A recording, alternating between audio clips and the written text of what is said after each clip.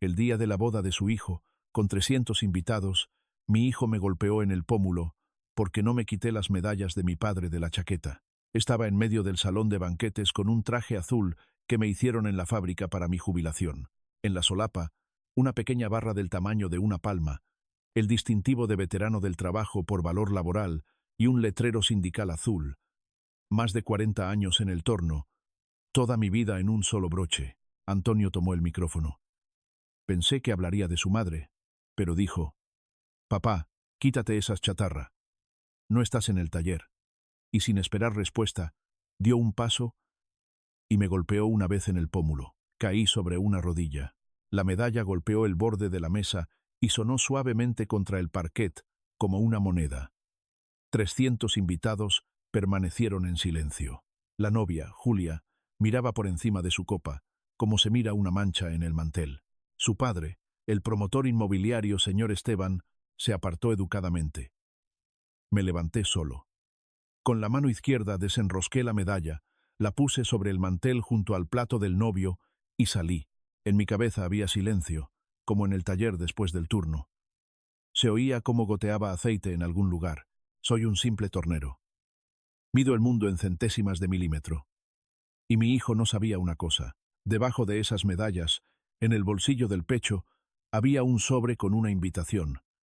Y en casa, en el altillo, una caja con documentos de la empresa constructora Zócalo con mis firmas, el 49% de las firmas, que él no me había mostrado durante 3 años. No caí, y desde ese momento dejé de ser el papá que no entiende. Me convertí en el que lee cada papel hasta la última letra. Suscríbanse y denle me gusta si escuchan hasta el final. Y en los comentarios respondan: ¿se pondrían las medallas de su padre en la boda de su hijo? Todo comenzó con una invitación en cartulina blanca. Llevaba un mes en el aparador, apoyada contra el marco de la foto de Ana. Y cada mañana saludaba primero a ella, luego a esa cartulina. «Querido papá, estaremos encantados de verte en el día más importante de nuestras vidas». Letra con filigranas, estampado dorado bajo el apellido dorado de la novia, que me aprendí en un mes como un poema para un recital matutino. Esteban, Julia Victoria, Esteban. Y debajo, más pequeño, mi propio hijo, Antonio Elías. Esa mañana de sábado me levanté. El gato se había acostumbrado a más de 40 años a las 6. El cuerpo se levantaba solo, no necesitaba sirena. Estuve un rato junto a la ventana. Luego fui a la cocina a poner el hervidor. El traje de la noche anterior colgaba de la puerta del armario, azul oscuro, grueso. Me lo habían hecho para mi jubilación en el taller de la fábrica. Buen traje, pesado. Hoy no harían uno así. Vertí el té en un vaso facetado, eché 2 terrones de azúcar y me senté frente a la fotografía. Ana me miraba con ojos jóvenes, como la recordaba antes del hospital. Llevaba una bata azul y un pañuelo de lunares. Se reía. Y detrás de ella nuestro jardín, al que luego dejamos de ir a desmalezar. «¿Qué tal, madre?», dije en voz baja, como se habla con los que no están pero siguen cerca. «Nos vamos. Nuestro hijo se casa». Ella no respondió, pero yo no esperaba que lo hiciera. Con ella, la conversación es sencilla. Lo importante es que las palabras se digan, no que se escuchen. Terminé el té, me afeité, me puse una camisa blanca, me até la corbata. El nudo no se dejaba hacer durante mucho tiempo. Durante más de 40 años, esos dedos habían sostenido el cincel. Nunca les gustó la corbata, pero el nudo se hizo. Luego saqué la medalla del cajón inferior del aparador. Tenía solo una medalla, pequeña, del tamaño exacto de una palma. 3 insignias en una sola barra. Veterano del trabajo, plata con esmalte desgastado. Me la entregaron en el salón de actos con el director presente. Él mismo tenía unos 30 años entonces. Por valor laboral, más antigua, aún soviética, más pesada en la mano. Y también una insignia sindical azulita con un borde dorado.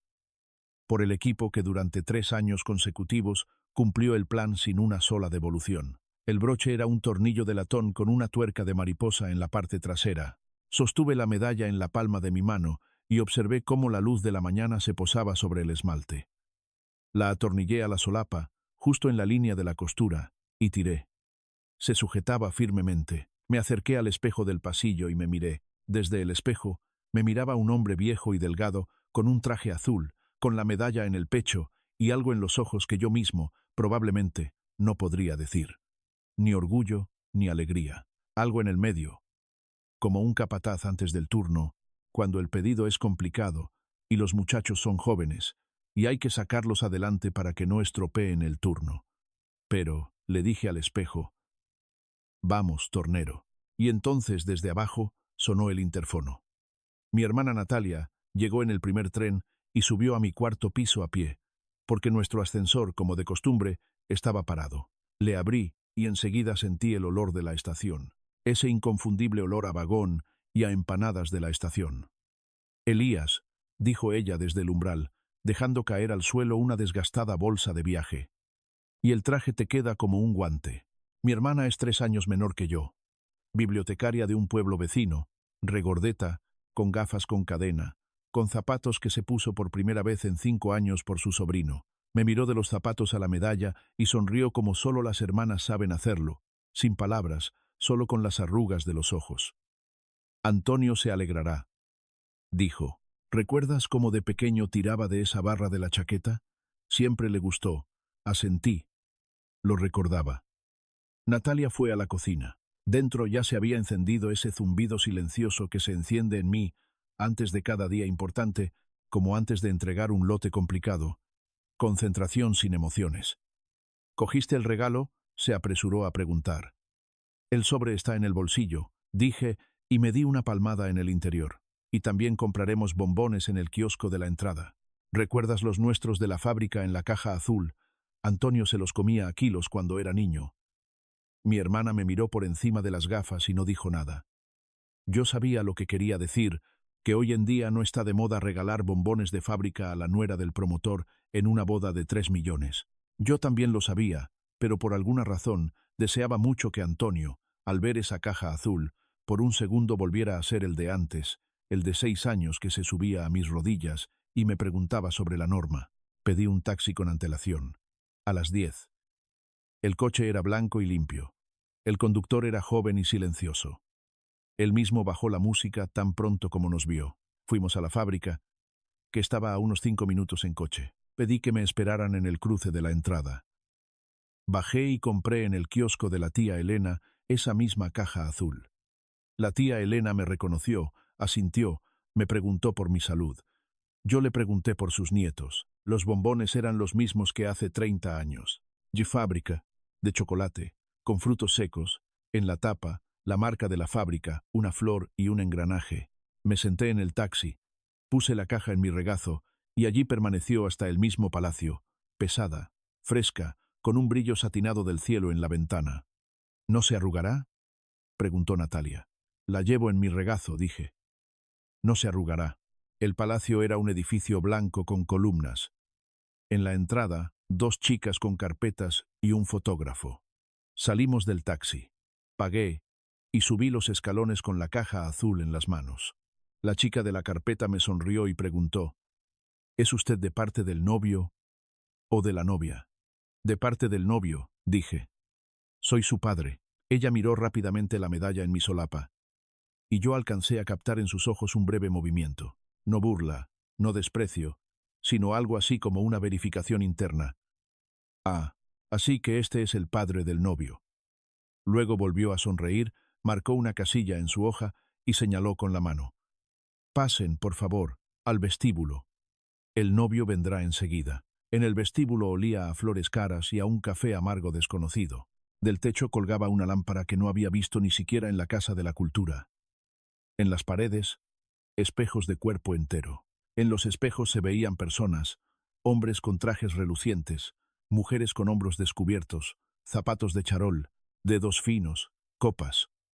Me quedé en un rincón con Natalia y la caja en las manos, y de repente me sentí como antaño en la oficina de reclutamiento, erguido, recto, preparado para que me llamaran por mi apellido. Y entonces, desde un pasillo lateral, salió Antonio.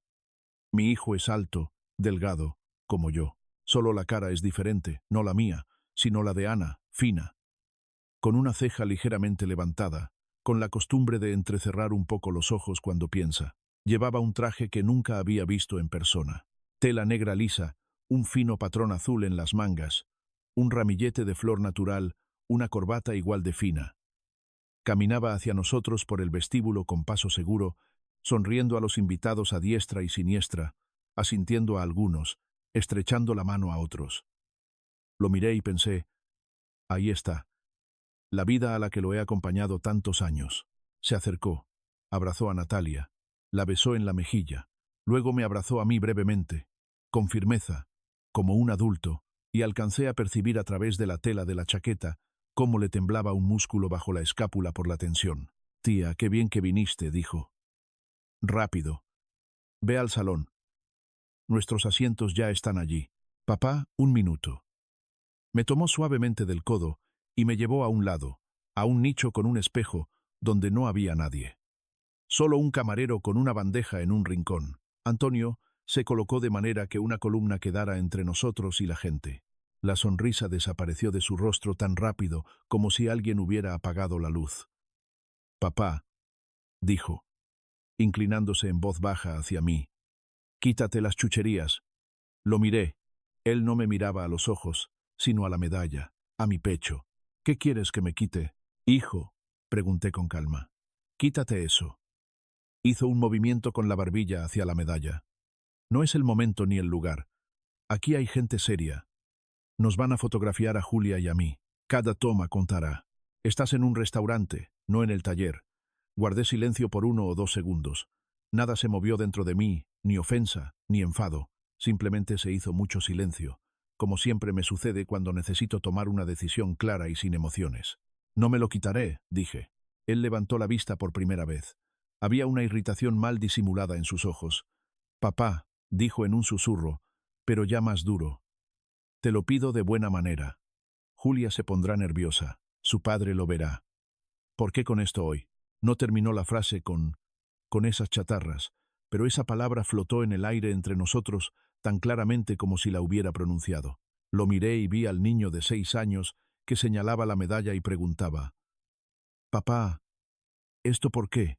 Ese niño y este hombre de traje negro existían en un mismo cuerpo. Solo que quien me hablaba ahora no era él. «Me las gané durante 40 años», dije en voz baja. «Hoy no me las quitaré». Desvió la mirada, guardó silencio. Luego exhaló brevemente por la nariz, como si hubiera contenido algo y lo soltara. «Bien», dijo secamente. «Bien, papá, pero luego no te ofendas». «¿Por qué?» «Por nada». De repente sonrió, y esa sonrisa me disgustó más que la irritación. «Vamos, te presentaré a Julia y a don Víctor». Me tomó de nuevo del codo, y ahora no era un gesto filial, sino una escolta, muy educada. Cruzamos el vestíbulo hacia la ventana, donde estaba una mujer baja con un vestido blanco ajustado, y un hombre corpulento con cabello plateado y un bronceado como el de las personas que van a la playa en pleno invierno. Antonio me llevó y dijo, como se presentan a los invitados: «Julia, don Víctor, conozcan a mi padre, Elías». La novia se giró, joven, de unos 30 años. Sabía por Antonio que tenía una hija de un matrimonio anterior. Cabello rubio, recogido con elegancia, cuello delgado y largo. Un vestido que no me atrevía a mirar directamente. En su rostro había una sonrisa, la misma que se pone para las fotos, no para las personas. Me miró de arriba abajo, desde los zapatos, pasando por la medalla, hasta la coronilla canosa, y la sonrisa se torció ligeramente, volviéndose más estrecha. «Oh», dijo, «qué mono». Fue una sola palabra, y sonó exactamente como suena cuando se elogian las cortinas en la casa de unos parientes pobres. Don Víctor me tendió la mano, grande, cálida, con un reloj macizo. «Víctor», dijo, sin mencionar el segundo nombre. «Mucho gusto. Su hijo es un gran muchacho. Un gran muchacho». Me apretó la mano un poco más de lo necesario. Miró la medalla, luego a Antonio, y levantó apenas una ceja. Antonio hizo como que no se dio cuenta. Julia ya miraba por encima de mi hombro, buscando a conocidos con la mirada. «Muy contento», dije con calma. «Los felicito». Le entregué la caja azul. «Este es mi regalo para el novio». Algo dulce para el té. Lo hace nuestra fábrica. A Antonio le encantaban cuando era niño. Julia miró la caja como si le hubiera entregado un pescado. No la tomó. Antonio rápidamente la interceptó, asintió, dijo gracias. Papá y de inmediato se la pasó al camarero, diciéndole que la llevara a donde correspondiera. El camarero la tomó y se la llevó. Alcancé a notar cómo Julia dio medio paso hacia atrás, como si una corriente de aire hubiera aparecido entre nosotros. Vamos, ya nos esperan en el salón, dijo Esteban con la voz tranquila de quien domina la situación. Elías, usted está de parte del novio. La segunda mesa de los novios. La segunda, dijo. Cerca. La segunda. Entramos en el salón. El salón del palacio era tal que me quedé sin aliento, no por la belleza, sino por la magnificencia. Techos altos, cortinas blancas, parquet que reflejaba la araña. Conté las mesas por costumbre y me perdí en la treintena. Había 300 invitados. El número cobró rostros. 300 rostros desconocidos. Tenía dos propios. Natalia y una pareja de parientes lejanos de Ana, que habían venido de su pueblo natal. Estaban sentados en nuestra mesa en un rincón y me saludaron en silencio con un asentimiento. Natalia me ajustó el cuello de la chaqueta, como una madre ajusta a un niño de primer grado. No te preocupes, Elías, dijo en voz baja. Lo importante es que estamos aquí. Asentí. No me sentí ofendido por la segunda mesa. No esperaba nada. Había venido a la boda de mi hijo. Eso era suficiente. Los novios se sentaron en la mesa principal frente al salón. Empezó la música. Esteban se levantó primero sin previo aviso y tomó el micrófono con la confianza que solo tienen las personas acostumbradas a los micrófonos. Sonrió al salón. Queridos invitados, comenzó con una voz suave y educada. Hoy, un joven entra en nuestra familia, a quien desde hace tiempo considero un hijo. Antonio es la nueva sangre de nuestra empresa. Es inteligente, tenaz. No teme tomar decisiones. Con él daremos un paso que yo solo ya no alcanzaré. El salón aplaudió. Julia miraba a su padre con orgullo, Antonio con gratitud. Yo también aplaudía suavemente, como se aplaude en las reuniones cuando hay que guardar las apariencias. Tenemos grandes planes por delante, continuó Esteban, y hoy, en este día familiar, quiero brindar no solo por los novios, sino también por aquellos que saben aceptar lo nuevo, por aquellos que no se aferran al pasado, por aquellos que a tiempo ceden el paso. Estas 3 frases las pronunció, mirándome brevemente de reojo. Lo noté. El salón no. Los brindis se sucedieron uno tras otro. Sobre un yerno digno, un cuento de hadas, una dinastía. A mí no me invitaron al micrófono ni una sola vez, y no me esforcé por hacerlo. En un momento, Antonio me miró a los ojos a través de todo el salón, por un segundo. En ese segundo no había nada, ni culpa ni calidez. Solo una mirada. Disculpe.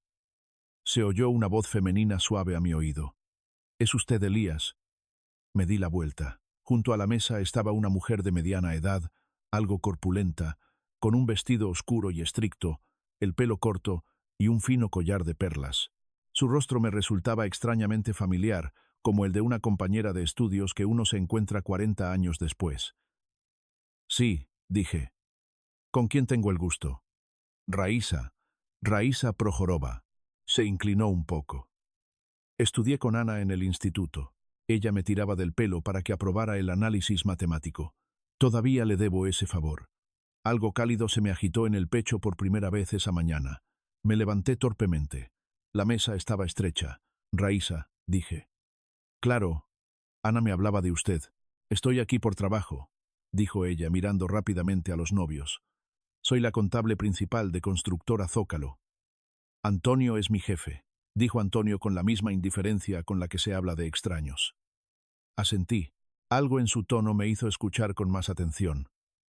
Elías se inclinó más, como si estuviera informando del tiempo. Venga a mi oficina el miércoles antes del almuerzo para una firma, la suya propia, sin su hijo, y se alejó antes de que pudiera abrir la boca. Me quedé sentado con el tenedor en la mano. Mi corazón no se aceleró.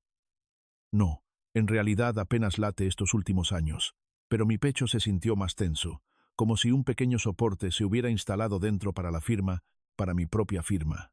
Antes del almuerzo sin mi hijo, Dejé el tenedor con cuidado y le dije a Natalia: «Voy a salir un minuto.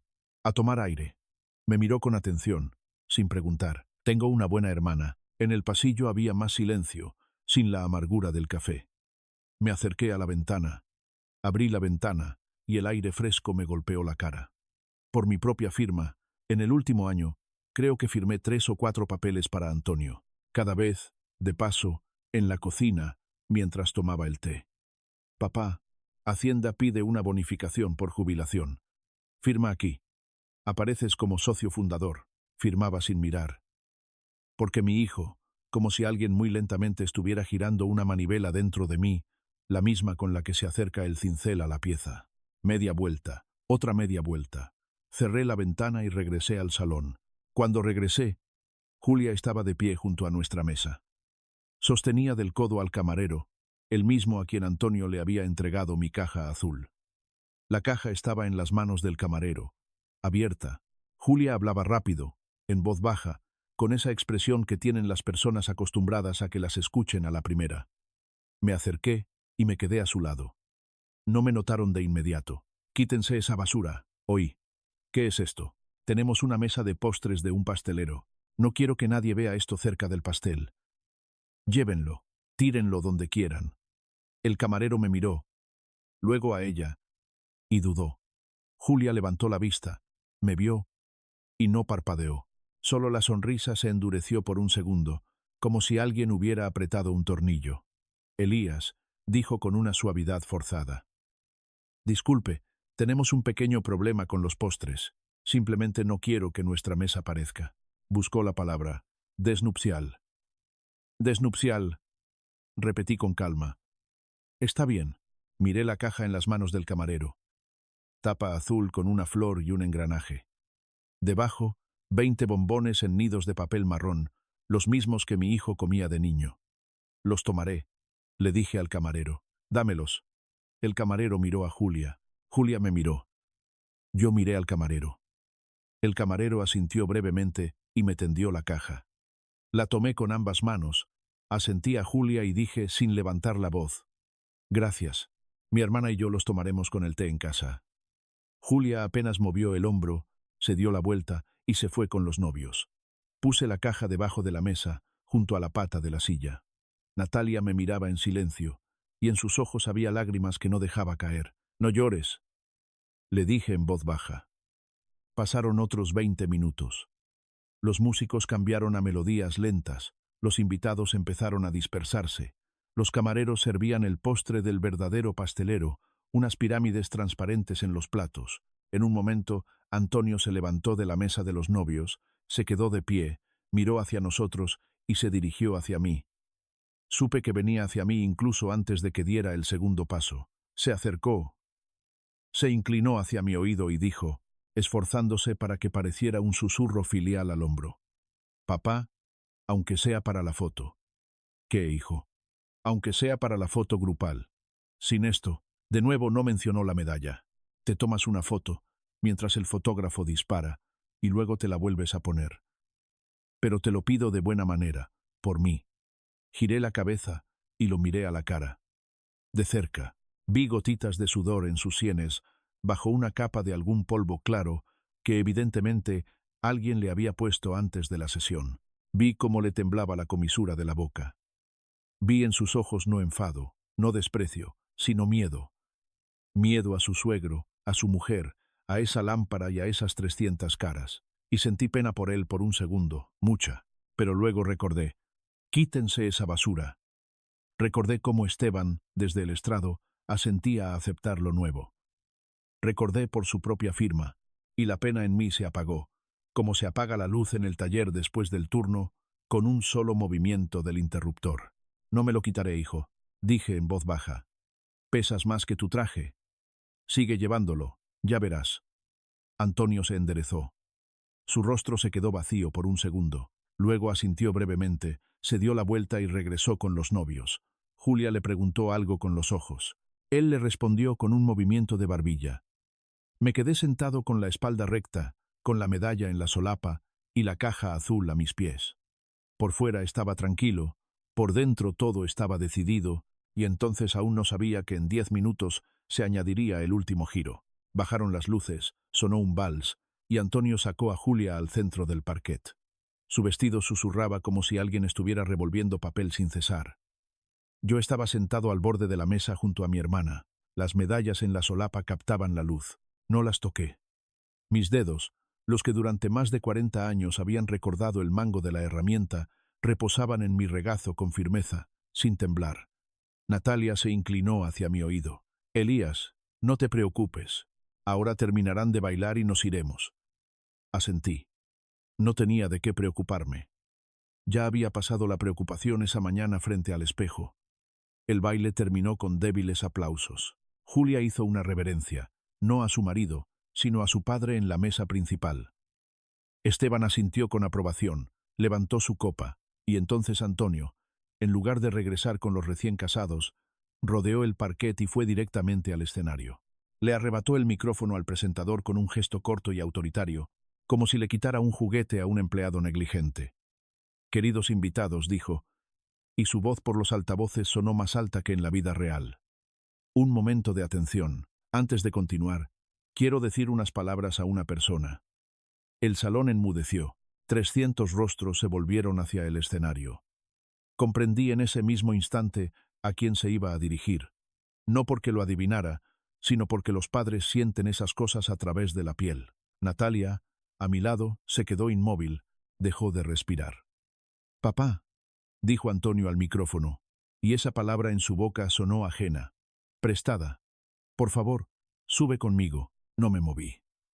Entre nosotros había unos 20 metros de parquet y 300 personas que conocían a Esteban y habían venido a ver cómo Esteban entregaba a su hija. «Papá», repitió Antonio más fuerte. «No seas tímido, aquí somos todos de casa».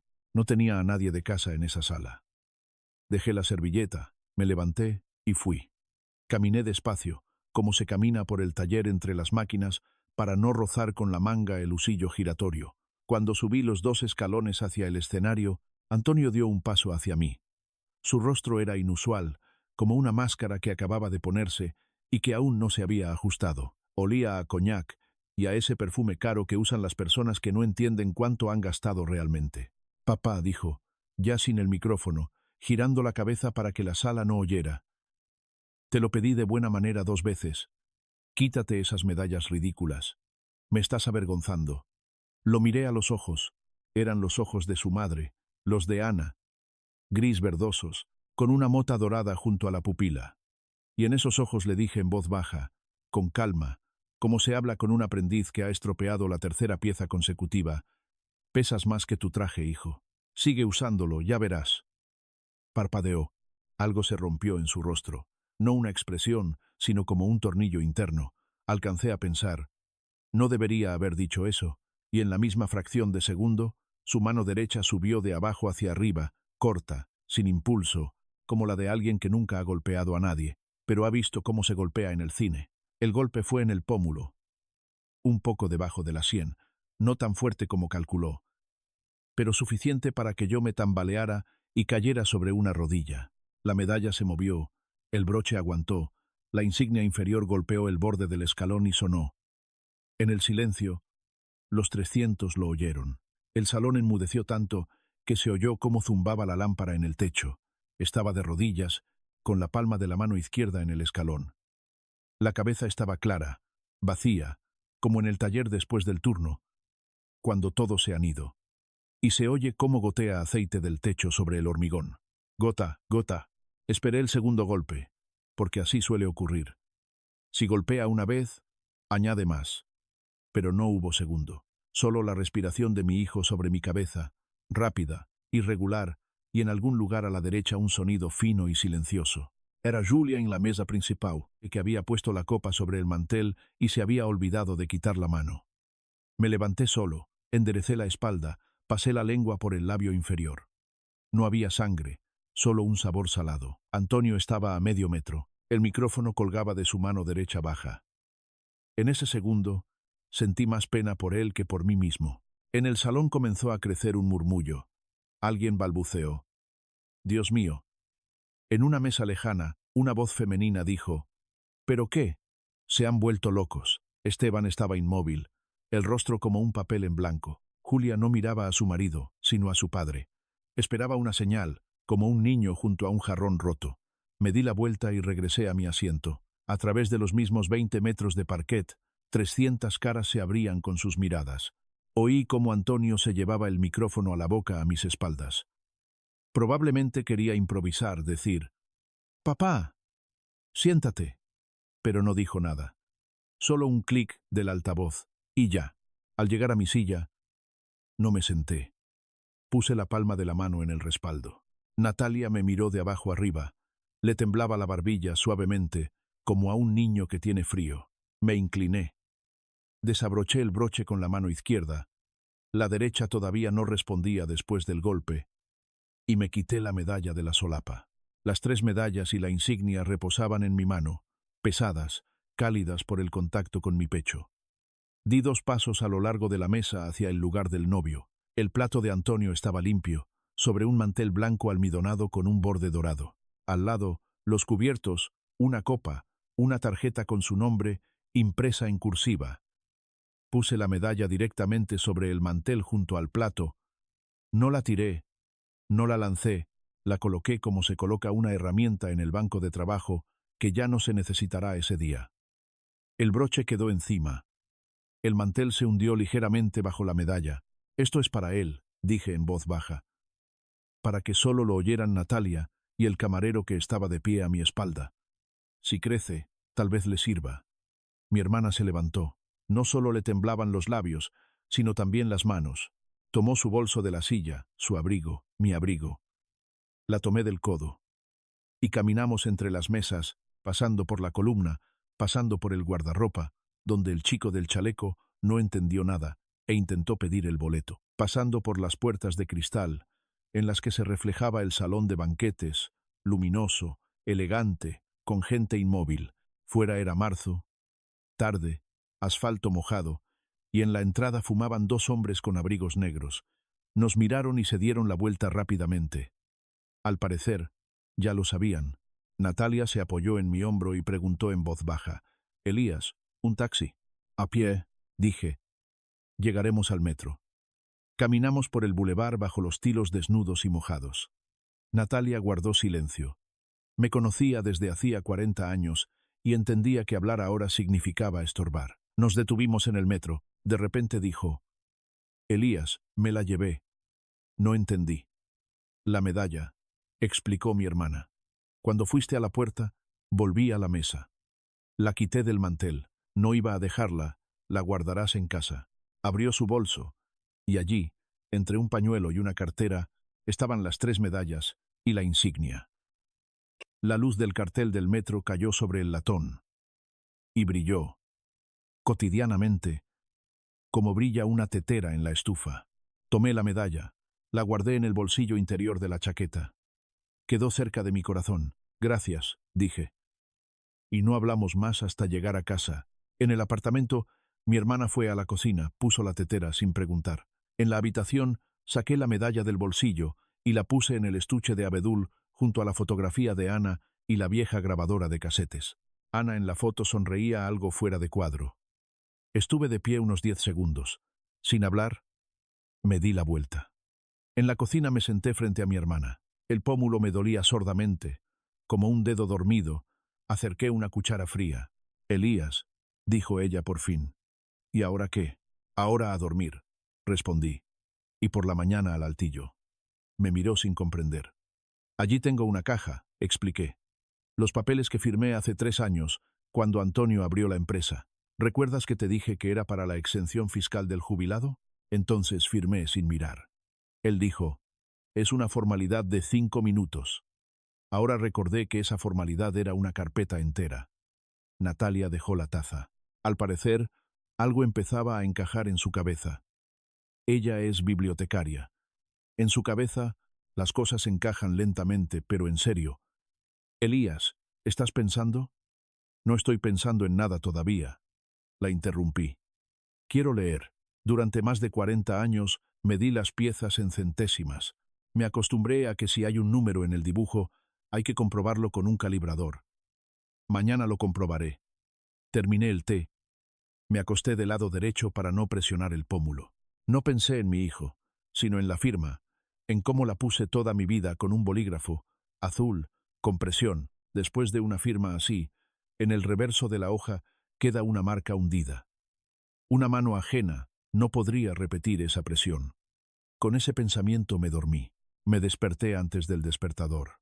El pómulo estaba entumecido. Me dolía la sien. Me subí al altillo, saqué una caja de zapatos de las botas de invierno de Ana, la llevé a la cocina. Natalia apartó las tazas en silencio. Abrí la tapa. Contrato de constitución, estatutos, actas, consentimientos, poderes a nombre de mi hijo. En cada uno, mi firma azul con presión. Pasé el dedo por el reverso. Hundido. Bien. Encontré un papel con un encabezado. Consentimiento del fundador para la entrega de fondos. La primavera anterior. Lo firmé con seguridad. Antonio se pasó 10 minutos. Me entregó 4 hojas. Ahora las leí y me di cuenta de que no conocía la mitad de las palabras en mi propio documento. Natalia, dije, llama a Gabriel. Tengo su número en un imán en la nevera. Mi hermana no preguntó a qué Gabriel. Solo tenía un Gabriel, Cimín, un compañero del instituto, luego abogado de la fábrica, y en la vejez volvió a estudiar y se hizo abogado. Vivía a 2 manzanas. Natalia marcó, dijo unas palabras, escuchó, asintió, te espera, informó, dijo que vinieras ahora mismo, mientras lo tienes fresco. Volví a meter los papeles en la caja, los até con un cordel. Me puse la misma chaqueta que llevé a la boda. No tenía otra para salir, y no iría a ver a un abogado con una cazadora, solo que no saqué la medalla del estuche. La medalla se quedó en el aparador. Llegué a la casa de Gabriel en autobús. Me abrió la puerta en un viejo suéter. Miró la caja bajo mi brazo, luego mi pómulo. Elías, entra, los papeles en la mesa. Los extendí. Se puso las gafas con cadena. Tomó la primera hoja, leyó en silencio unos 20 minutos. Yo tomaba té y miraba por la ventana. Gabriel se quitó las gafas, se frotó el puente de la nariz. Elías dijo, siéntate cómodo, ahora te voy a decir una cosa. Escúchala hasta el final y luego te enfadarás. Asentí. Según estos papeles, golpeó la pila con la uña. Tú eres el fundador de Constructora Zócalo, el 49% de las acciones, ni el 5, ni el 10, el 49%. Es una participación de control. Formalmente, toda la responsabilidad por las decisiones económicas recae en ti, junto con tu hijo. Guardé silencio. Esto es lo primero, continuó Gabriel. Lo segundo es peor.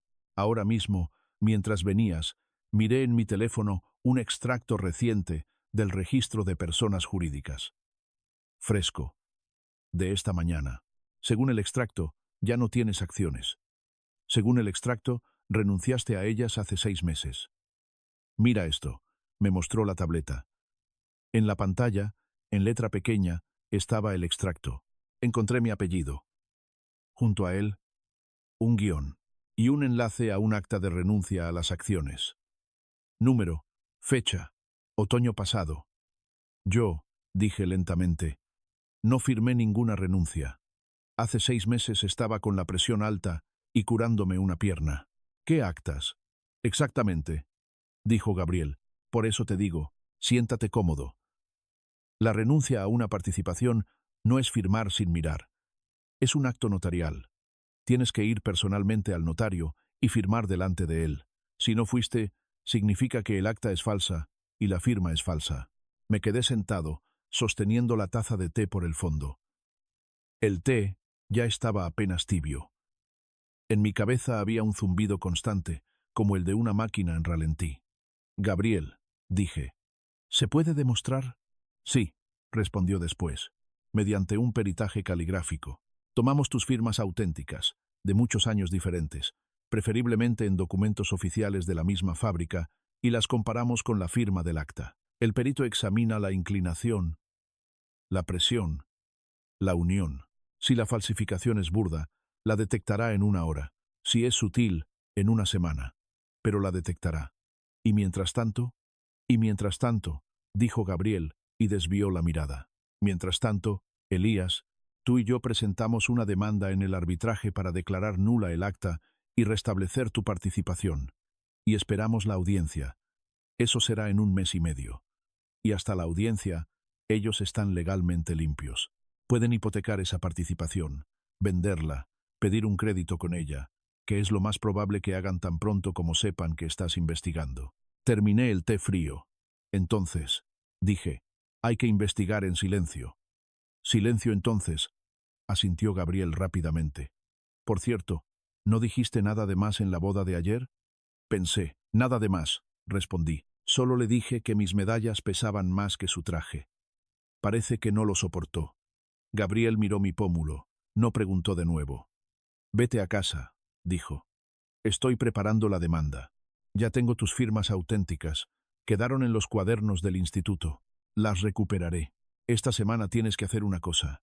Encontrar a alguien dentro de su empresa que acepte confirmar que no hubo realmente una renuncia a la participación, sino un desvío de dinero a través de ti, la contable principal, el abogado, la secretaria, cualquiera en quien confíes. Recordé el susurro de ayer en la mesa del banquete. La contable principal de la empresa, Raísa Prohorova, la misma que estudió con Ana en el instituto, la que se inclinó hacia mí en el salón entre plato y plato. Elías, venga a mi oficina el miércoles para la firma. Entonces no entendí a qué firma se refería. Ahora, creo que empezaba a entender. Tengo a alguien, dije. Si acepta, tuvimos suerte. Si no acepta, lo haremos de otra manera. Vete, Elías, no te frotes el pómulo, ponte hielo, no vodka. Te llamaré mañana. Salí de casa de Gabriel al mediodía. Ana solía decir de Raísa. Raísa es brusca, pero si es amiga, es para siempre. Ayer, en su susurro, no había brusquedad. Había miedo. Mi hermana se fue a su casa 2 días después. Al despedirse, me abrazó en el recibidor y dijo, Elías, no te aceleres, despacio se llega lejos. No sé hacerlo de otra manera, respondí. El miércoles por la mañana me puse la misma chaqueta, una camisa limpia y una corbata azul oscuro que Ana me había comprado. No saqué la medalla del estuche. Llegué al centro de negocios, Constructora Zócalo. En la esquina, una gran C en un círculo. El logotipo corporativo de Esteban. El guardia me dejó pasar cuando dije el apellido de la contable principal. El ascensor me llevó al 7º piso. Raísa me recibió en el pasillo, junto a la puerta de su oficina. Llevaba un traje de negocios gris, el pelo canoso peinado con esmero, pequeñas perlas en las orejas, en su rostro, la misma expresión que en el salón, labios apretados, mirada directa. Asintió, abrió la puerta, me dejó pasar y cerró con llave. Elías, dijo, siéntese, tengo 20 minutos. Reunión a las 11. Me senté. Su oficina era pequeña, llena de archivadores con carpetas. En el escritorio, 2 monitores, una pila de informes, una taza de té. En la pared, un diploma y una fotografía de Raísa con la difunta Ana. Ambas jóvenes, con jerseys del instituto, abrazadas por los hombros. Nunca había visto esa fotografía. Ella interceptó mi mirada y asintió. Le estoy devolviendo el favor, dijo Raísa. Hoy. Escuche. Abrió el cajón superior del escritorio. Sacó una pequeña memoria USB negra, normal, de unos 300 rublos, y la puso delante de mí, junto a un grueso archivo con papeles cosidos con hilo. En la memoria USB, dijo Raísa, hay una grabación de la reunión de planificación del jueves pasado. La hice con mi teléfono, nadie lo sabía. Allí, su hijo y su suegro discuten abiertamente cómo desviaron otro tramo de un contrato con el ayuntamiento a usted, como fundador. La cantidad es grande. En el archivo hay copias de las nóminas en negro de 1 año y medio. Nombres, números, firmas, todas auténticas. Excepto una. Tomé la memoria USB. Estaba en la palma de mi mano, ligera, de plástico, tibia por el cajón. Raísa, dije. ¿Y a usted esto qué le supondrá? Me miró directamente. Me iré, dijo. Me iré de este trabajo aunque sea mañana. Estuve aquí 3 años trabajando duro para pagar la hipoteca de mi hija. La pagué en mayo. Ahora soy libre. Si el investigador me envía una citación, iré y lo contaré todo. Estoy cansada, Elías. Me tiembla el cuerpo cada mañana en este edificio. Ayer en la boda, usted estaba allí con sus medallas. No dormí en toda la noche. Pensé, este hombre, con 2 medallas y 40 años de torno, y lo golpean en el pómulo delante de 300 personas. ¿Y por qué? Por estar vivo. No puedo más. Guardé la memoria USB en el bolsillo interior, donde antes llevaba la medalla. Tomé el archivo. Gracias, dije. Le diré a Ana que usted ha pagado la deuda. Raísa, por primera vez en toda la mañana, se volvió hacia la ventana. Sus hombros temblaron un poco, pero se recuperó rápidamente. Váyase, dijo, sin darse la vuelta, por la escalera de servicio. No se deje ver por la recepción. Y Elías, si le preguntan, no nos hemos visto, confirmé. Salí por el mismo camino, bajé por la escalera de hormigón del primer piso, de allí por el patio, pasando los cubos de basura, a la calle. Apreté el archivo contra mi pecho, como se abraza a un niño. La memoria USB estaba en mi bolsillo, más pesada de lo que parecía. Conducía a casa y pensaba que Ana hoy, en algún lugar, había sonreído. Le habían devuelto el favor con intereses. En casa puse el archivo en la mesa, dejé la memoria USB junto al grabador, me senté en el sillón junto a la ventana. El pómulo casi no me dolía. Comprendí que esa noche mi hijo vendría, no por la mañana, ni mañana, sino hoy.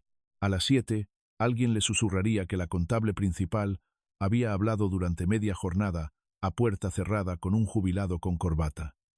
A las 8, uniría 2 y 2.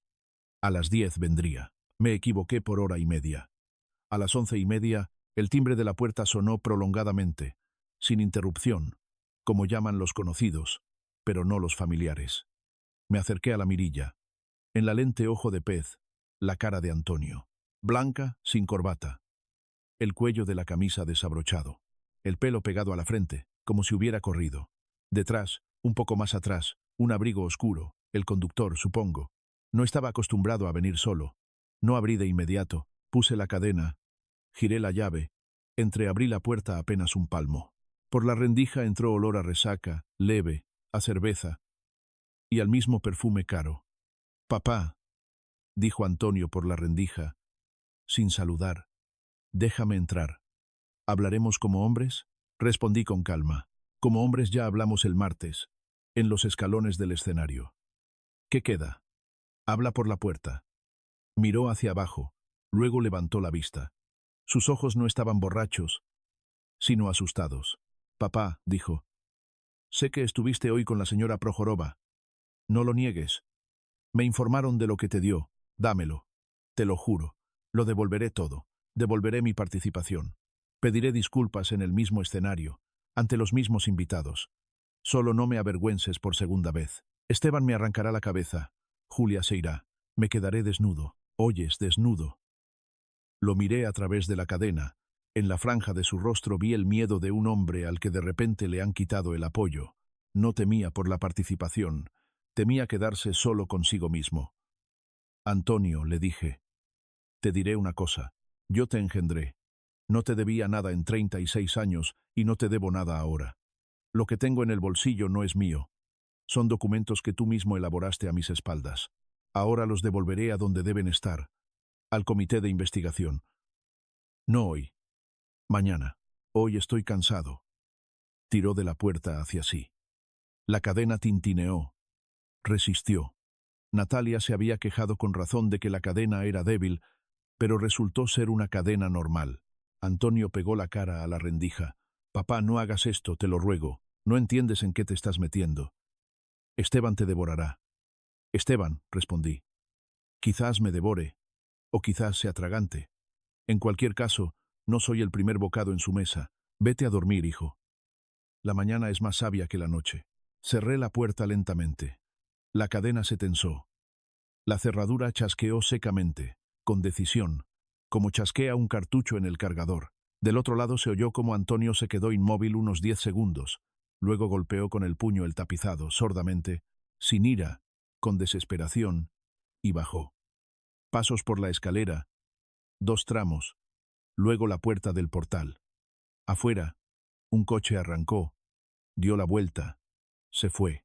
Me quedé en el pasillo en la oscuridad, luego me senté en la habitación frente al aparador. La memoria USB negra estaba sobre la superficie pulida, minúscula, como una piedra que se pone en un platillo de la balanza para desequilibrar. Ana, dije en la oscuridad, todavía no sé cómo salir de esto, pero sé que no me rendiré. No me dormí de inmediato. El juzgado de lo mercantil olía a yeso viejo y a polvo caliente de radiadores. Llegué 20 minutos antes de que empezara. Gabriel ya estaba sentado al final del pasillo. La carpeta reposaba en sus rodillas y él mantenía la mano encima, como quien sujeta a un herido. Elías, ¿has respirado?, preguntó sin levantar la vista. ¿Has respirado? Entonces no hagas ruido. Les gusta que no hagas ruido. Debajo de mi chaqueta llevaba una camisa blanca, la misma que usé para firmar con Ana. No llevaba la medalla en la solapa. Estaba en casa, en el estuche de madera sobre el aparador. Por la mañana pensé mucho si ponérmela o no, y decidí que no.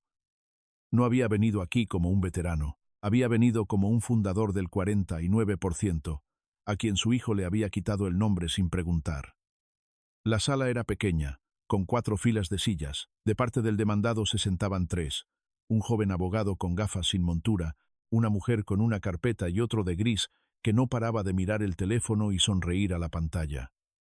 Antonio no estaba. Al principio esperé que entrara, y de antemano decidí no darme la vuelta, pero luego comprendí que no entraría. No tenía por qué. Tenía detrás a su suegro, al notario, al papel. La jueza, una mujer de unos 50 años con el pelo corto, hablaba en voz baja y rápida, captaba cada palabra, como antaño captaba al oído el funcionamiento del husillo. Gabriel se levantó, empezó a hablar de los acuerdos de constitución, de mi firma sin mirar, de que nunca había firmado el acta de renuncia a las acciones, de que ese día ni siquiera estaba en la ciudad. Tenemos el acta de la Junta General de Socios, dijo el abogado de las gafas levantándose. Certificada por notario. Firma del demandante. Hace 6 meses, el demandante renunció a su participación en favor del segundo socio voluntariamente, debido a su edad y estado de salud. Dejó la hoja sobre la mesa delante de la jueza. La jueza la miró fijamente, levantó la vista hacia mí. ¿Es su firma? Me levanté. Gabriel me tocó el brazo. No te apresures. Parece que sí, dije, pero no la puse yo. ¿Tiene algún documento que confirme que ese día se encontraba en otro lugar? Algo hizo clic en mi cabeza, como un tope en el carro. Ese día estaba solo en casa. Ni siquiera recordaba si había salido a la tienda. ¿Quién lo vio? La vecina de al lado, la cajera de la panadería. Nadie. No, dije. La jueza asintió. No con ira, con calma. Así asienten cuando ya han decidido todo. Luego todo fue rápido, como una cinta en una máquina que se atasca y se arrastra. Gabriel habló de peritajes caligráficos. El tribunal respondió que para ordenar un peritaje se necesitan fundamentos y que una sola declaración del demandante no es suficiente. Gabriel habló de testigos en la empresa.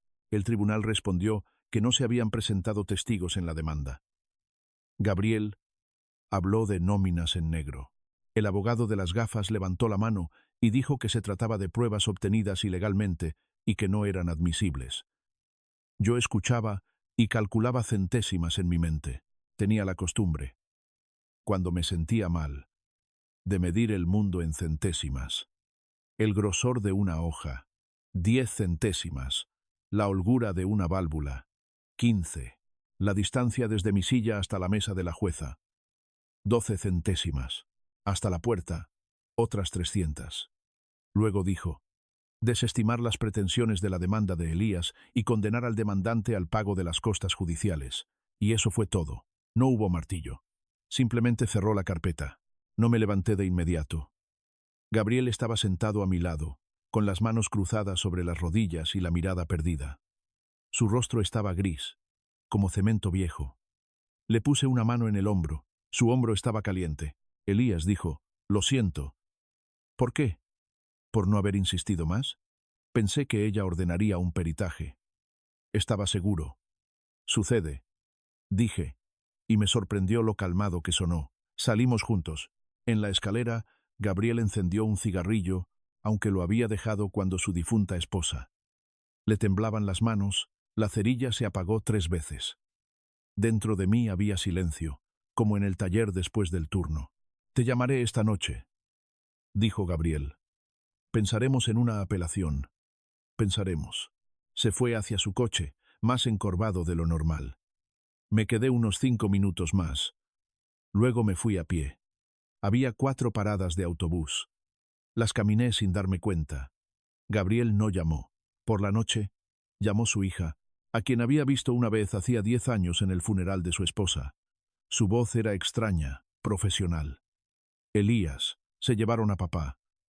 Cardiología, 6ª planta. Infarto, quería que te lo dijera hoy mismo. Me senté en el taburete del recibidor, sin quitarme el abrigo. En el perchero colgaba el chal de plumas de Ana. Ahora Ana estaba realmente sola.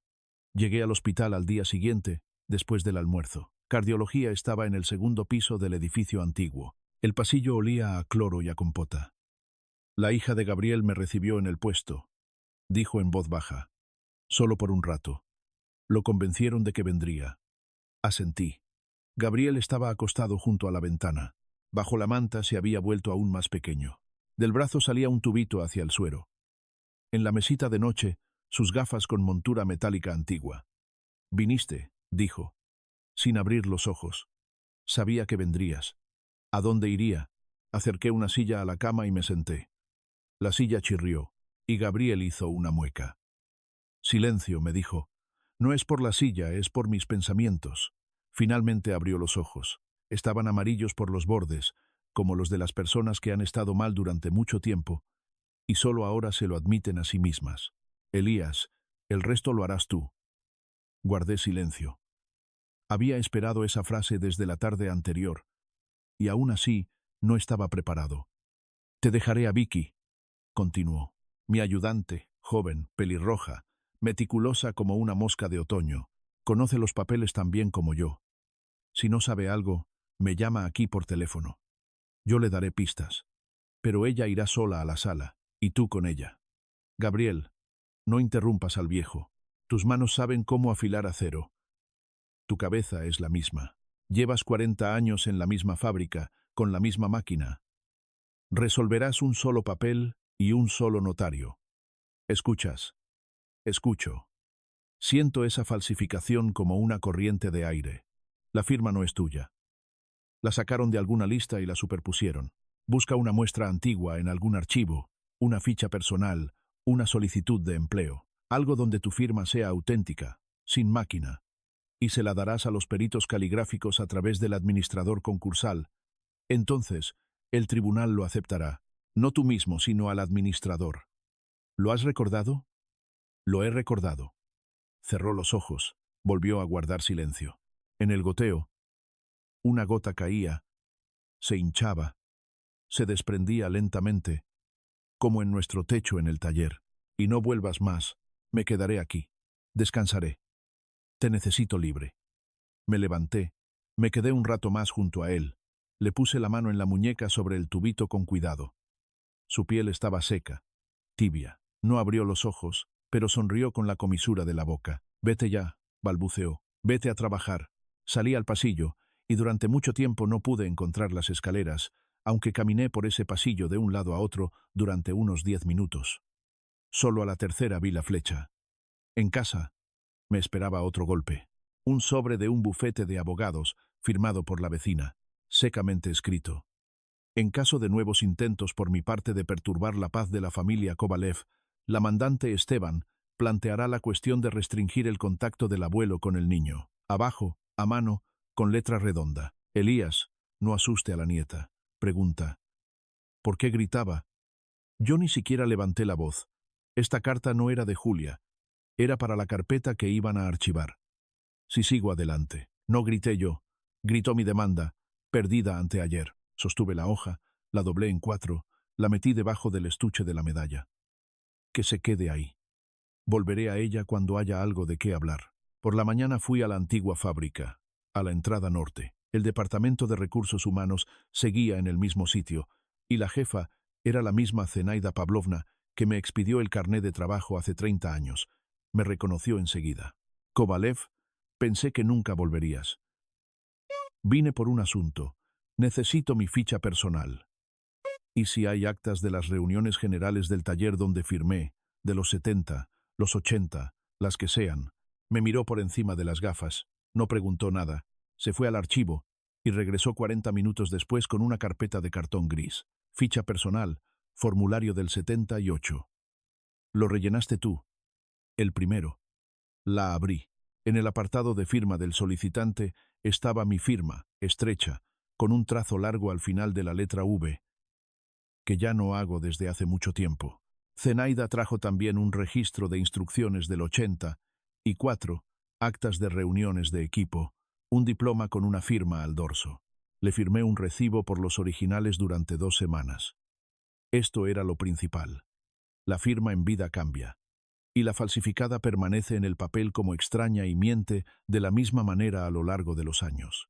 Con la carpeta bajo el brazo, ese mismo día fui a la oficina que Vicky me había enviado por la mañana con un breve SMS.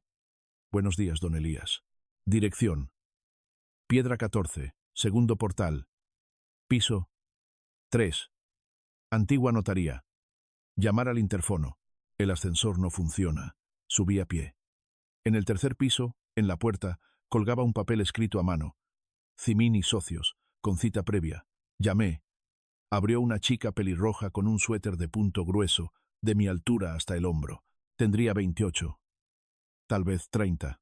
Ojos inteligentes, cansados, sin maquillaje. Elías, pase. Soy Vicky. Gabriel me explicó todo por teléfono anoche entre sueros. Es un hombre terco. Es mío. Dije y me sorprendió cómo se me escapó. Ella sonrió brevemente, sin compasión, profesionalmente. Y eso me gustó. En su pequeña oficina olía a café y a polvo de viejos volúmenes. Sobre la mesa, su portátil, al lado, una pila de impresiones de mi demanda y la resolución judicial. Me acercó una silla. Ella se sentó enfrente. El plan es el siguiente, dijo. Nosotros ya no nos metemos en la sala. Allí ya nos conocen y nos esperan. Iremos a través del administrador. Presento una solicitud para designar un peritaje caligráfico externo sobre el acta de renuncia a la participación en el marco de un procedimiento de supervisión, que iniciaremos por otra razón. Hay una antigua deuda de la empresa con un contratista. La he encontrado. Paralelamente, usted adjunta una denuncia al comité de investigación. Artículos 159, parte cuarta, y 327. Falsificación de documento y fraude a gran escala. Son 2 vías diferentes. Funcionan una para la otra. ¿Entendido? Entendido. Sus muestras. Dejé la carpeta sobre la mesa. Ella la abrió. Miró la ficha personal. Silbó suavemente. Año 78. Pluma estilográfica. Kovalev. Hoy es mi mejor cliente del trimestre. Firmamos un contrato corto, de página y media. Los honorarios, la mitad de lo que me cobraría Gabriel. Y a plazos. Al principio quise discutir, pero luego comprendí que ella misma necesitaba este caso. En él tenía una motivación. Pruebas. El recuerdo de su jefe y su primer proceso serio. No le quité la denuncia al comité de investigación. La escribí yo mismo con pluma estilográfica en la cocina, brevemente, sin quejarme, informando que yo, Elías Kovalev, fundador de Constructora Zócalo, con una participación del 49%, que en mi ausencia se había elaborado un acta con mi firma falsificada de renuncia a la participación, que considero esto un robo de un grupo de personas con el uso de un documento falso. Solicito una investigación según el artículo 159, parte cuarta, y el 327. Adjunté una copia de mi ficha personal, muestras de mi firma del archivo, una copia de la resolución del arbitraje, los documentos de constitución, la memoria USB, con la grabación de la reunión operativa y copias de las nóminas en negro. Firmé con mi firma actual para que vieran la diferencia desde el principio. En el recibidor, me miré en el mismo espejo ante el que hace medio año me puse la medalla, sin la medalla, con mi chaqueta de diario y un sobre en la mano, y de repente pensé, necesito otro testigo en el bolsillo. En el aparador estaba su viejo grabador de casetes. Dentro, el casete del 18, cumpleaños de Antonio, que Ana había grabado una semana antes de ir al hospital. Lo había tomado en mis manos en todos estos años, quizás 2 veces. Encenderlo. Ninguna. Lo quité, lo sostuve en la palma de la mano. No pulsé el botón de reproducción. Lo escondí en el bolsillo interior de la chaqueta. Quedó plano, pegado a mi costado. Te llevaré conmigo por ahora, Ana, dije, mirando en silencio la fotografía. Lo encenderé cuando haya algo que escuchar. La fotografía guardó silencio. Debajo, en el aparador, estaba el estuche de madera con la medalla, cerrado, como había estado todos esos meses después de la boda. Pasé el dedo por la tapa, no lo abrí. Salí del apartamento, bajé a pie, como siempre. Afuera estaba gris, bajo, lloviznaba. Fui al autobús, llevando el sobre en el bolsillo interior de la chaqueta, al otro lado del grabador. Por un lado, la denuncia al comité de investigación. Por el otro, la voz de Ana. Y entre ellos, justo en el medio, latía mi corazón. Regularmente, como siempre, como late el husillo cuando la máquina está en ralentí. Y espera la primera viruta. La sala de apelaciones olía a polvo oficial y a barniz viejo. Me senté en la primera fila con la misma chaqueta gris que había usado para ir a la fábrica en los últimos años, sin la medalla. Ya no sacaba la medalla del estuche. Esperaba su momento en casa, en el aparador, junto a la fotografía de mi esposa. A mi lado estaba sentada la joven abogada, delgada, con gafas sin montura, la carpeta en sus rodillas, apretada como si contuviera algo vivo. Nunca levantó la voz, pero fue su voz seca la que rompió la defensa del otro, como una palanca rompe el hielo. Pido que se adjunte el informe del peritaje caligráfico, dijo, levantándose. El documento, en base al cual el arbitraje de primera instancia desestimó la demanda de mi representado, no está firmado por mi representado. El informe se obtuvo de forma establecida a través del administrador concursal. La jueza asintió y se inclinó hacia la carpeta. En primera instancia había visto los mismos asentimientos y recuerdo cómo terminaron. No me relajé. El abogado de mi hijo, pulcro, con un reloj del tamaño de una tuerca, se levantó y habló de formalidades procesales de la pericia. La abogada escuchó, sin interrumpir. Luego expuso tranquilamente. Muestra de mi firma de la ficha personal de la fábrica del 80. Y 6. Muestra de las actas de las reuniones generales del taller de 10 años. Muestra de los acuerdos fundacionales auténticos que firmé a petición de mi hijo. Y el acta falsa de renuncia a la participación. La diferencia era visible incluso para mí, una persona que ve el mundo en centésimas. La firma en el documento en disputa, dijo la experta por altavoz desde la ciudad vecina, fue realizada por otra persona, imitando la firma de Elías Kovalev. La probabilidad es alta. El abogado pulcro lo intentó de nuevo. Dijo algo sobre las relaciones familiares establecidas. La jueza lo miró por encima de las gafas, y comprendí que era el final. Revocar la sentencia del juzgado de lo mercantil de primera instancia. Estimado íntegramente el recurso de Elías Kovalev, restablecer a nombre del demandante la participación del 49% en el capital social de la sociedad limitada, constructora Zócalo, imponer las costas judiciales al demandado. No me levanté. No exhalé. Puse la mano en la rodilla y sentí un cálido temblor recorrer mi brazo, mi hombro y detenerse en mi garganta. Respiraba con regularidad, solo que los dedos de mi rodilla se cerraron lentamente por sí solos, sin mi orden. La abogada se volvió hacia mí, sin sonreír. Esta es la primera puerta, Elías. Luego viene la investigación. En el pasillo me recibió mi hermana. Había llegado en el tren de la noche. En silencio, me tomó del codo y me acompañó a la salida. Elías, mamá diría, no te apresures, o te agotarás. No me apresuro, Natalia. Ya lo he entendido todo. 3 días después, entraron al edificio de constructora Zócalo unas personas con chaquetas idénticas. Yo no estaba allí. Me lo contaron después. La contable principal de la empresa los recibió con calma, como se recibe a un cartero con una carta certificada. En su escritorio ya tenía su propia carpeta, aparte de la de trabajo, en un ángulo azul.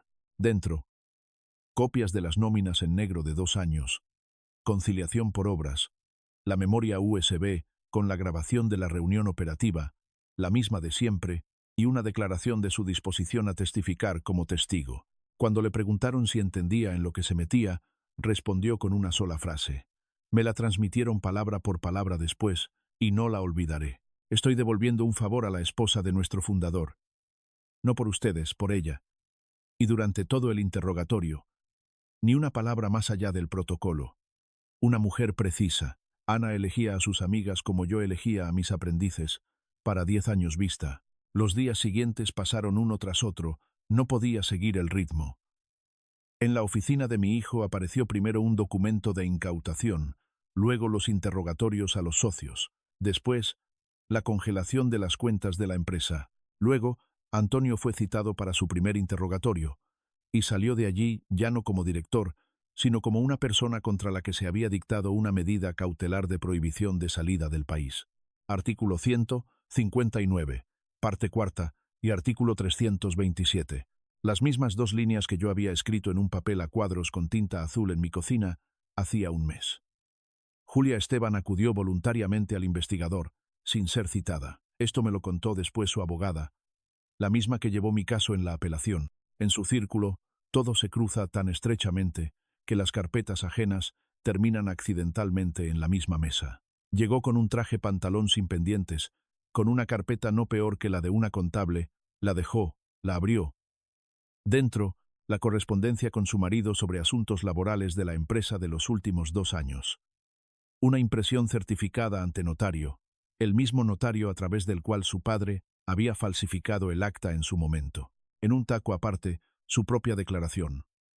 ¿Quién presentó a quién en el ayuntamiento? ¿Quién recibió un porcentaje? ¿A través de qué cuenta se realizó el blanqueo? ¿Y quién firmó el documento imitando la firma de Elías Kovalev?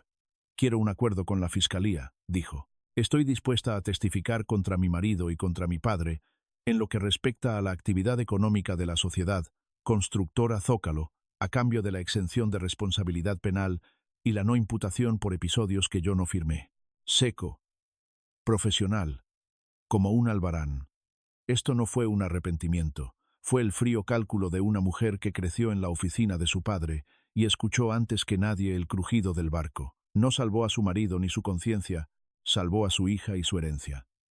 El divorcio lo formalizó primero a través del juzgado de distrito, por un procedimiento simplificado con la frase: la convivencia futura es imposible.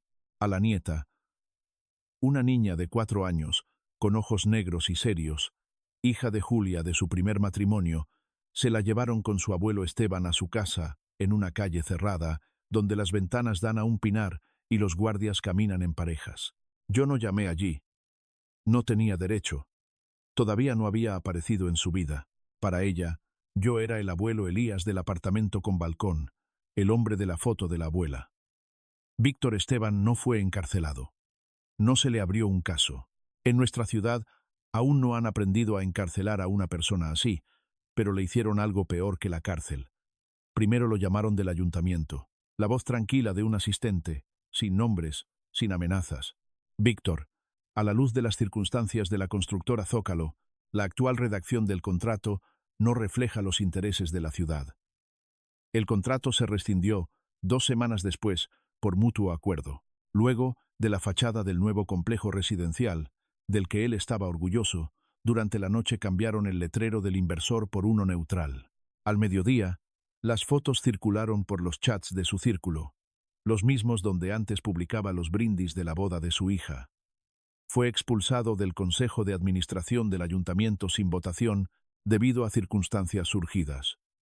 Esas 3 líneas las firmaron personas que un año antes lo besaban en ambas mejillas en el palacio. Después de eso, dejó de salir de casa. No bebió. No llamó. Dicen que su esposa se fue con su hermana. Nadie de su círculo. La muerte social en nuestra ciudad funciona con más eficacia que una bala. Pasó un año. No conté los meses. Conté las llamadas de la abogada. Eran cada vez menos. Mi participación había sido restaurada. La empresa, con sus cuentas embargadas, en papel, volvía a poseer mi 49% de algo que, en realidad, ya no existía. Eso me satisfacía. No luchaba por dinero. Luchaba para que bajo mi apellido no se pusiera en circulación nada sucio. Ese día de abril llovía una lluvia fina, igual que en la apelación. Regresaba del mercado con una bolsa de verduras. En la puerta había un hombre con una chaqueta gris barata, mojado, con una bolsa en la mano. No lo reconocí de inmediato. Mi cerebro se negó por medio segundo. Papá, dijo. Abrí la puerta en silencio. No lo dejé pasar. Simplemente la abrí para poner la bolsa de verduras en la mesita del recibidor. Luego me di la vuelta. Antonio estaba en la escalera y olía a humedad y a algo más.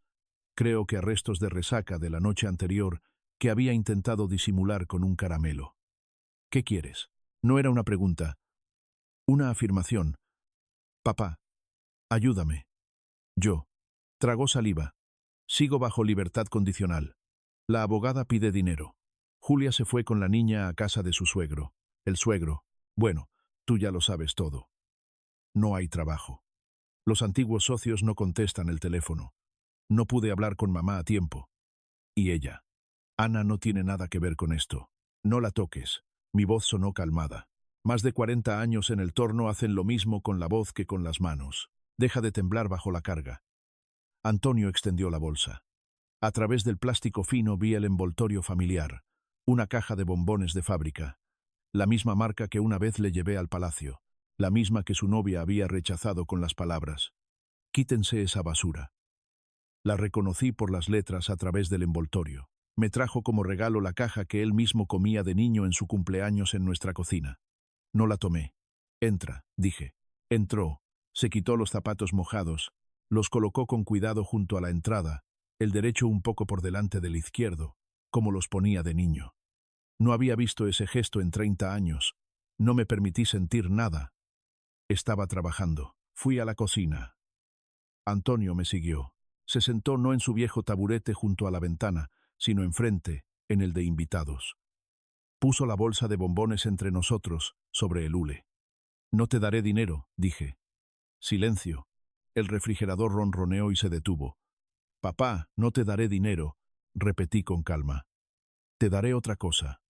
Me levanté. Abrí el cajón superior de la mesa de la cocina.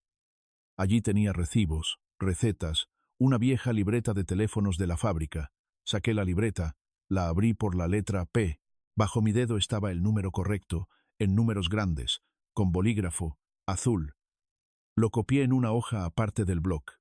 Añadí la dirección de la obra abajo, en imprenta. «Te daré una pala», dije. El capataz Pedro trabajó conmigo en el taller de herramientas, ahora es encargado en otra obra. «Te aceptará sin problemas por mi petición, como peón. Salario en negro, sin contrato. Mientras estés bajo libertad condicional, no hay otra manera. 6.000 al día, 8 horas, almuerzo por tu cuenta, la dirección está abajo». Le puse la hoja delante sobre el hule junto a la bolsa de bombones. La miró durante unos 10 segundos, sin parpadear, luego levantó la vista. En esos ojos, por primera vez en muchos años, vi algo vivo. Ni miedo, ni enfado, algo parecido al reconocimiento. Como si de repente hubiera oído su propia voz grabada y hubiera comprendido de quién era esa voz. «Papá, yo», comenzó, y su voz se ahogó. «Tómalo y vete», dije. «Llévate los bombones, no como dulces». Tomó la hoja, la dobló cuidadosamente por la línea, la guardó en el bolsillo interior de su chaqueta. No tocó la bolsa, la dejó en la mesa, se levantó. En el pasillo estuvo un buen rato con el cordón de sus zapatos. Yo estaba a su espalda y observé una calva del tamaño de una moneda de 5 rublos que antes no había notado. «Papá, ¿y si no hay nada? Si la dirección?» Abrió la puerta él mismo. En la escalera se giró, abrió la boca como si quisiera decir algo. Cerré la puerta suavemente, la cerradura chasqueó. Volví a la cocina, me quedé junto a la ventana. La lluvia fina ya no era de abril, sino de mayo, cálida. En el hule había una bolsa de caramelos. La tomé, la llevé al conducto de basura general de la escalera. La tiré sin desenvolverla, oí cómo la bolsa golpeaba el fondo. Regresé, cerré la puerta, y entonces, por fin, me senté. Pasó otra semana. Vicky, la abogada, envió un SMS.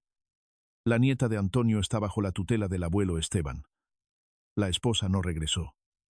Respondí: «Gracias. El niño debe tener una infancia, no un juicio entre adultos». El cumpleaños de Ana es el 12 de mayo. Cada año, ese día le compraba sus tulipanes amarillos favoritos. Los ponía en un jarrón azul. Ese año lo hice diferente. Llegué a casa con los tulipanes, Los puse en el jarrón, me quité la chaqueta, la misma gris de la fábrica, la que usé en la apelación. De su bolsillo interior saqué la misma grabadora. Había estado allí desde aquella tarde tranquila en la que la puse por primera vez y no pulsé el botón. Desde entonces la llevaba conmigo a todas partes, como otros llevan una cruz. No la encendía, simplemente sabía que estaba cerca. Luego me acerqué al aparador. Tomé en mis manos el estuche de madera, oscuro, con una esquina de latón. En él, desde aquella misma tarde en que mi hermana la trajo a casa de la mesa de la boda, yacía la medalla.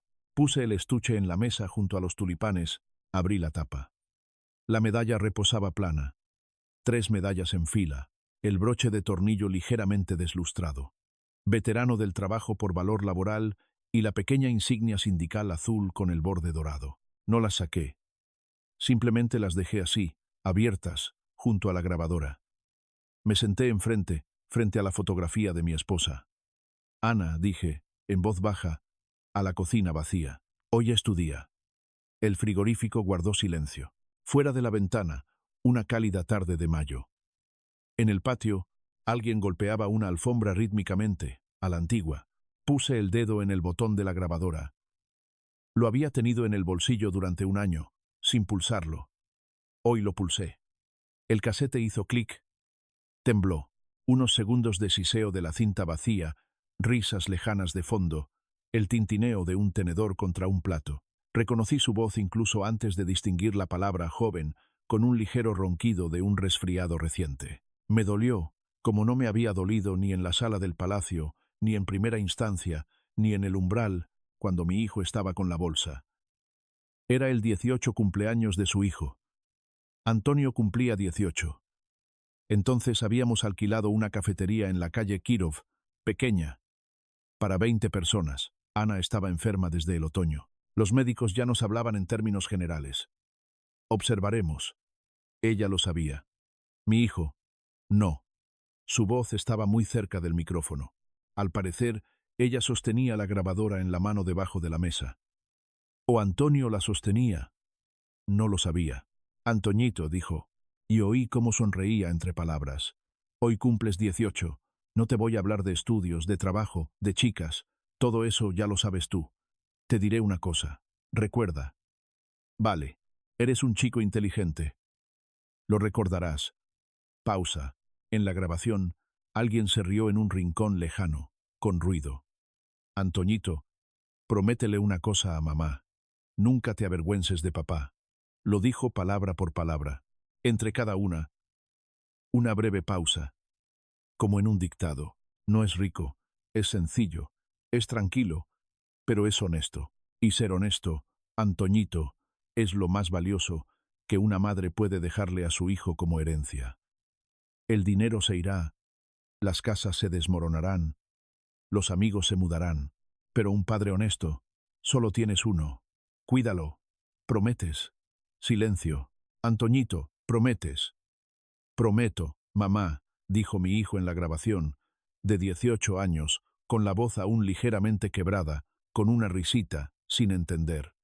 Prometo, cariño. Un beso, dijo. Choc. Bien. Bien. Y unos segundos más de su respiración junto al micrófono. Luego la cinta siguió. Alguien en el fondo entonó muchos años, desafinado y ruidoso. Pulsé stop. En la cocina había silencio. Alguien en el patio dejó de sacudir la alfombra. Sobre los manzanos, que no existían, colgaba una cálida luz de mayo. Sobre la mesa, frente a mí, yacían el estuche abierto con la medalla, la grabadora, los tulipanes amarillos, la fotografía de mi esposa. Miré la fotografía durante mucho tiempo, la misma en la que ella estaba con una bata azul y un pañuelo de lunares, sin motivo alguno, simplemente joven. La vi viva, 30 años más joven que yo hoy. Y supe, ella sabía, ya entonces sabía que no estaría, y le dejaba a su hijo lo único que podía dejar, ni dinero, ni un apartamento. Una palabra.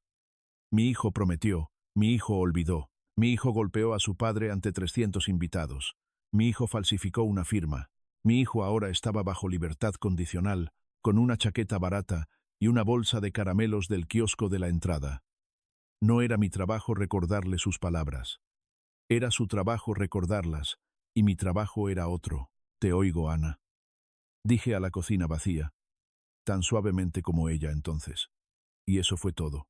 Sin sollozos, sin largas palabras, simplemente me senté y la oí. La tuve en mi bolsillo en silencio durante un año. Ahora la oí. Fuera de la ventana se encendió una farola en el patio, amarilla, vieja, igual que el año de nuestra boda. La luz se posó sobre el mantel, sobre la esquina del latón del estuche, sobre el broche deslustrado por el valor laboral, sobre el jarrón azul con tulipanes, sobre el cristal de la fotografía y sobre la pequeña ventana de la grabadora, en la que la cinta ya no giraba. Cerré la tapa del estuche, suavemente, para que no tintineara. Lo volví a poner en el aparador. Dejé la grabadora en la mesa junto al plato, como se pone un cubierto para la cena para alguien a quien se espera, y me senté así hasta que oscureció por completo. Y en esa oscuridad, por primera vez en todo el año, no me sentí pesado, sino tranquilo, tan tranquilo como se siente en el taller después del turno, cuando las máquinas ya están apagadas, las luces apagadas, y solo se oye cómo gotea aceite por debajo de la carcasa, a un ritmo constante, como el corazón de un hombre honesto.